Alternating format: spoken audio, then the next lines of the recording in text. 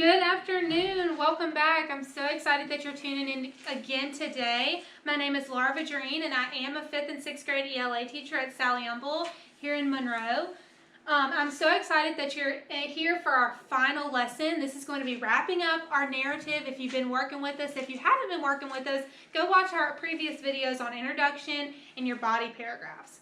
So when we left off, we had just written an example body paragraph using our single paragraph outline. So I need you, like I say every day, go grab all your materials. You need pencil, paper, any type of writing utensil will be fine. I know you're at home. Get comfy and let's get ready to learn. All right, while everybody's getting settled back in, let's look back at our body paragraph. Remember, we were creating suspense. We had our climax. We were kind of grabbing that reader's attention, holding it, making them wonder what's going to happen next. So let's review. I knew something bad had just happened. Footprints and crumbs are on the floor. I yell for my dad. He doesn't answer. There's crumbs on the couch. And I think this may be a clue as to what just happened with the shattered window.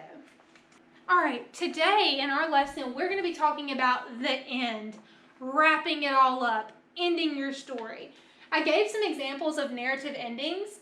I'm just going to skip around to my favorite. We have the lesson or the moral ending. The main character in the story grows or changes or learns something at the end of the story. Maybe they learned a lesson.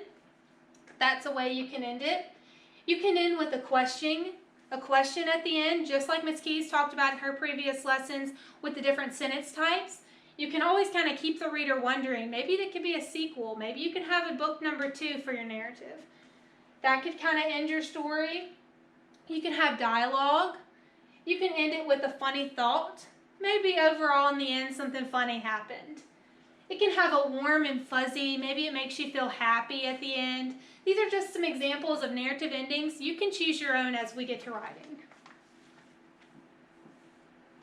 All right, here are some key things about the conclusion, the end. You made it. Remind of the main idea. What was your story about? Finish up the climax and the suspense of the story if you have not already.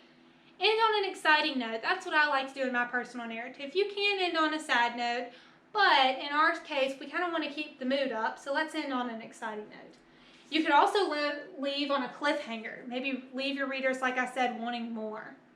Make it full circle. Maybe something happened in your story and it just comes back to the beginning and it's like full circle. All right, so let's talk about our conclusion. So you have your introduction paragraph with your single paragraph outline. You have your middle single paragraph outline, and now we have our conclusion. I'm going to write a few of my ideas on my conclusion, and then I want you to be writing about your topic unless you're using the same one as mine. So for my topic sentence, I'm going to say, I followed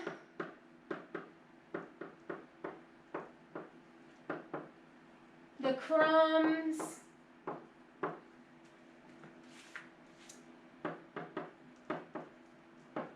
into the backyard. Remember, I yelled for Dad, who I thought was in the living room. He wasn't in there, and I saw crumbs on the couch.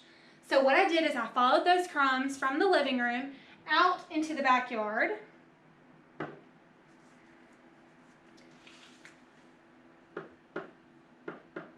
This is where I found Dad. He's out in the backyard. Interesting. I need to add is right here. Apologize. All right, let's add some details. First of all, when I get in the backyard, there is crumbs everywhere.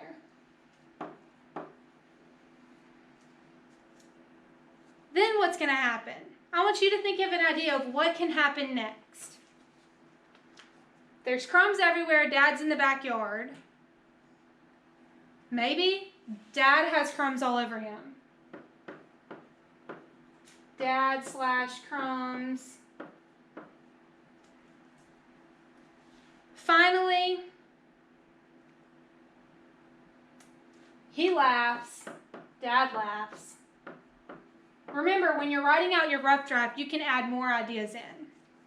Finally, in our closing sentence, this is where I'm going to add dialogue.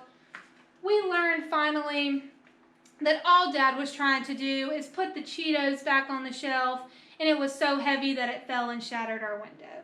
So I'm going to say, it was just an accident, and this is dialogue, so I'm going to use my quotation marks. It was just an accident. Exclamation point. In my quotations, Dad exclaimed. So it was just an accident. He didn't mean to do it, but he got so startled that he ran right out of the house. So what I need you to do is go ahead and finish closing out your narrative paragraph with your conclusion. I'm going to give you a second while I get everything else set up to finish writing. Once you finish writing your conclusion, grab a blank sheet of paper because we're going to start our rough draft in just a second. All right, it is finally rough draft time. We have these 3 strong paragraphs that we're going to create into one big long narrative. So what I need you to do is you're going to create a specific goal for your writing. We did that. You have your topic. You're going to just write. Keep your audience in mind while you're writing. For example, you would write in a different voice than your friends would than you would an adult. So that's when you got to think about your audience. Don't worry about misspelled words. This is just a rough draft. Indent each paragraph so your introduction is indented, your middle paragraph is indented, and then your conclusion is going to be indented as well. And this is just a key thing that I like to do with my students that I would encourage you to do as well. Skip lines as you're writing your rough draft so that you can make revisions as you're writing. All right, here's just a little bit of confusion that a lot of students might get. We have the revision stage and we also have the editing stage. In this lesson, we're just going to be revising it, and we're going to use the acronym ARMS. So we're going to add sentences and words, remove and kind of take out unneeded words and sentences, move sentences or word placement, and substitute words. Okay, make them stronger. You can use dictionary.com if you have a computer.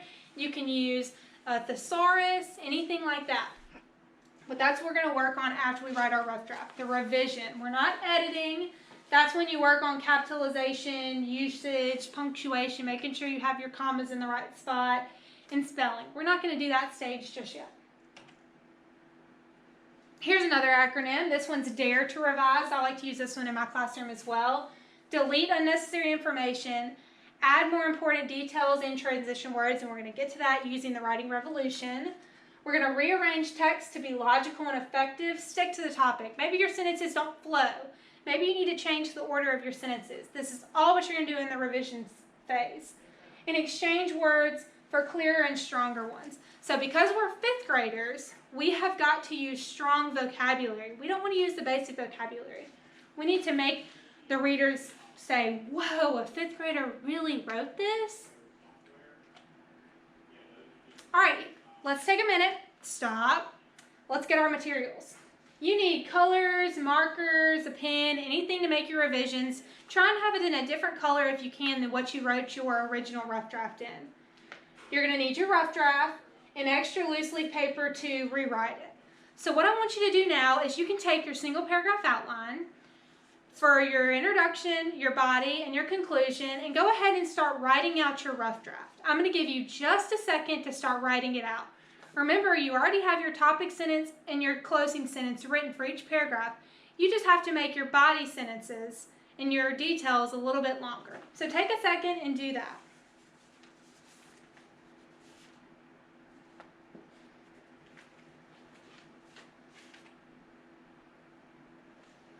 While you're writing your rough draft out, I'm going to kind of go through my introduction makeover. This is a little different from what I have in my single paragraph outline that we did in the beginning, but this is just kind of give you an idea. Notice mine is typed, but I do have space in between each sentence so that we have space to make revisions. If you have not had time to write out your rough draft, you can pause the video, write out your rough draft, and come right back. So let's start with our introduction makeover. I'm just going to show you how to revise your introduction. You can do it with your body paragraph and your conclusion as well.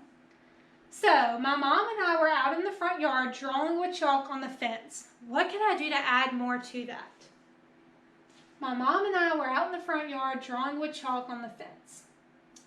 Maybe I could say, out in the front yard drawing with pink and blue chalk. Be more specific, say what colors we're using. On the fence, maybe we could say drawing a flower. This is all I'm doing, is adding more ideas to make our story more interesting.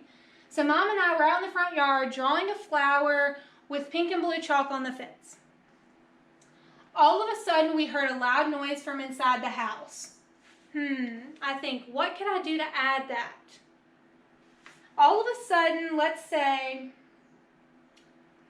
we heard a loud, instead of noise, I'm going to say, bang, in capital letters to add suspense.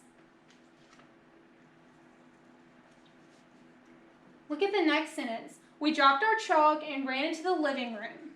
What could we say?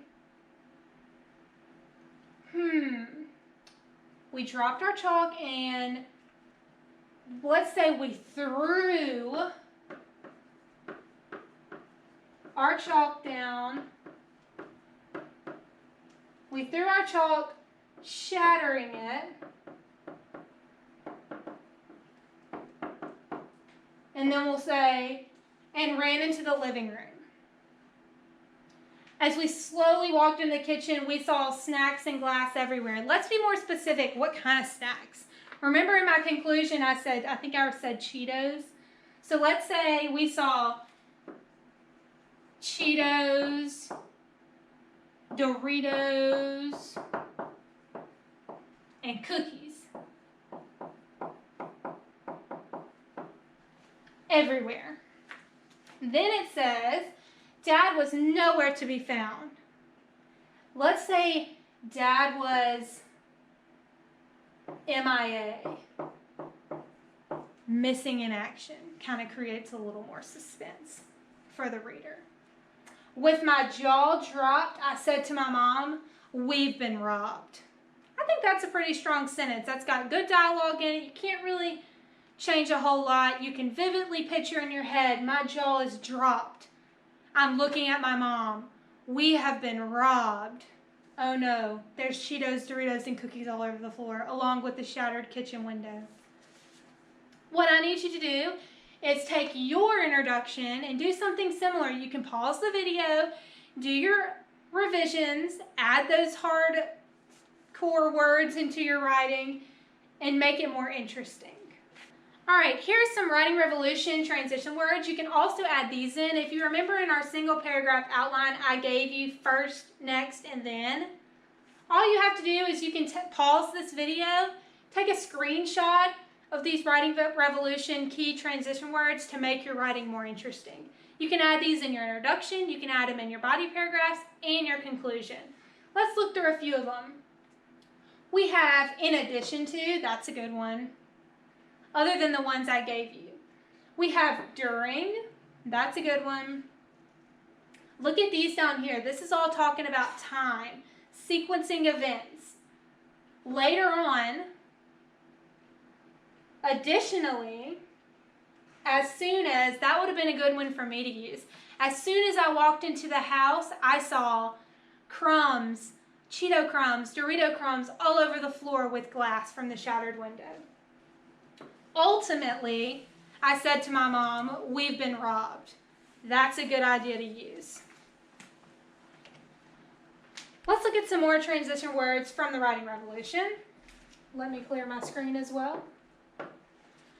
We have, this is to put emphasis on something. We have especially, obviously, furthermore, keep in mind. Keep in mind would be a good one. We could say, keep in mind, we were just out in the front yard playing. We weren't expecting to come inside to a shattered window. To make illustration, expressly, in particular, These are all good ideas to use for your writing.